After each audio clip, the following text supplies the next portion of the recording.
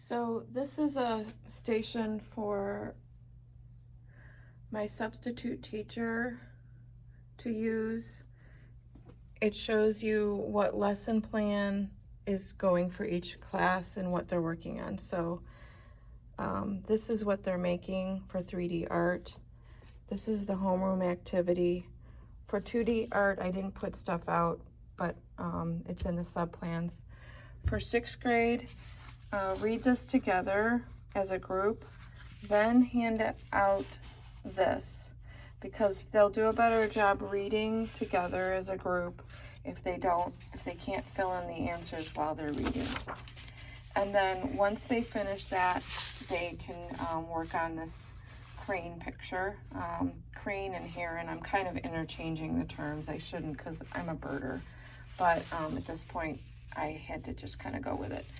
And then this is my 7th grade projects. They were just finishing this project and this project. If they finish them, you can actually put them here.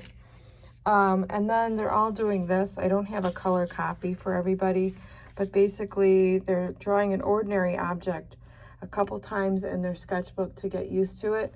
And then they're going to isolate that and draw just part of it in their sketchbook as well. That should be a pretty big drawing.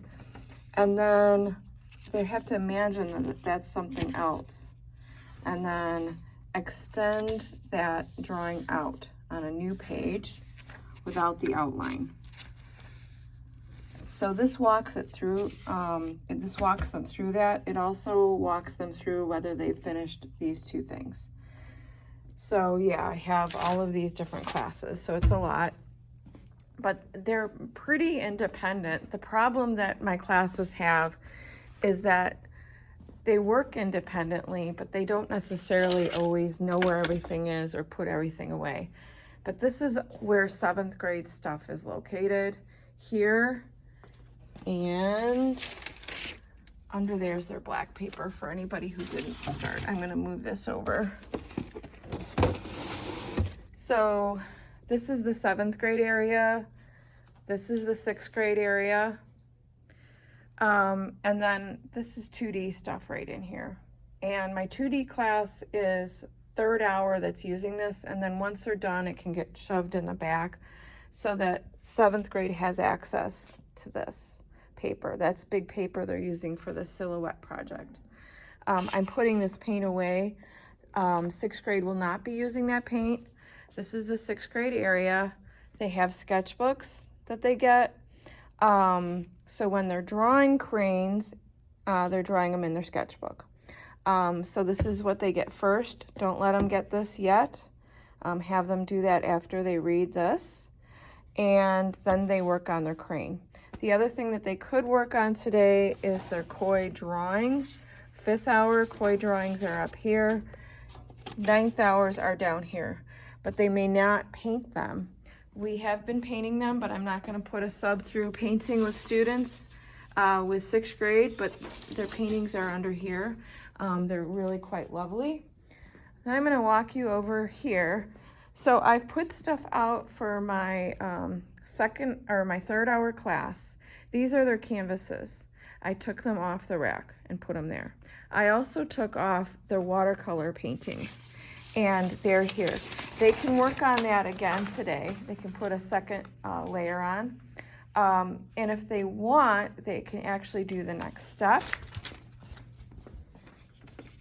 If they're smart enough to figure that out, if anybody asks, they could certainly add the black silhouette part on there, which shows a landscape. They do not have to do that without me there, and they should not be adding any stars, because we're gonna do spray type effects on here with a paintbrush, and I don't want them doing that. This is somewhat hard to get to students because of this, you know, this situation with it being a tumbly mess. So if you can help them distribute these and find their own work, they're all in that one pile. They know how to put stuff on this rack, and they should know how to clean up really well, but that doesn't mean they necessarily will do it.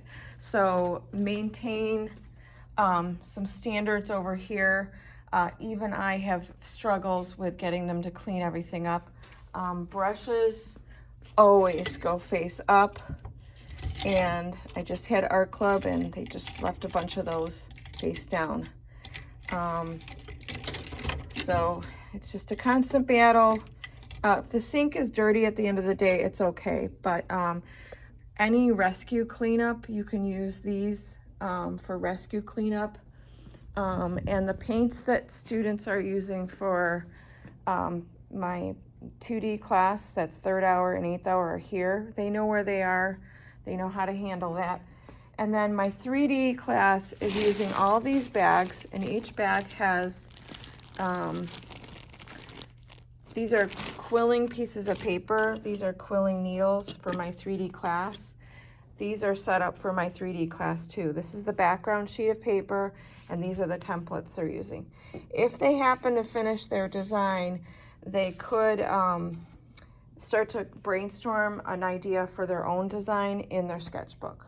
So this is, I'm gonna put a 3D sign on here. But yeah, that's a 3D project right here. I hope that's it. I know it's a lot. There's pencils for you. This is supposed to be glued. It just came off. You can use this stuff if you want. You're probably wondering, where are her seating charts? I just don't have time to make seating charts. I have so much else going on, and I know where they sit. And basically, they're pretty trustworthy. Watch my 6th hour class for where they're sitting. They like to bunch together in a group of 6, and I like to keep them separated at tables of 2. Chairs up at the end of the day. And you're welcome to hang out in the art office when it's 1st hour or 4th hour. This is Mr. Purnell's desk, and that's my chair if you want to use it. Actually, I'm gonna pull it over here. And then this table and this both move up and down. So you can make yourself cozy by moving this to the level you want. I tend to stand a lot, so I have it set up for a standing position, and then once in a while I'll sit, but most of the time I stand. What else? Just make sure the counters don't have little stuff stuffed in them. My 3D art class will tend to do this thing where they just leave stuff scattered around. And some of them just like to squirrel away their projects in strange little places. They all have a bag that should have their name on it. I either wrote their name or they wrote their own name. And some of them didn't get their name tagged. Anyway, they all have a bag in here with their name on it who started. If they started, they have their quilling project started. So there's a nice Christmas tree. It's a lovely little project that I think they're enjoying. 2D sketchbooks are right here. 2nd hour sketchbooks are right here. 7th grade sketchbooks are back with the 7th grade stuff. Thank you. Bye-bye.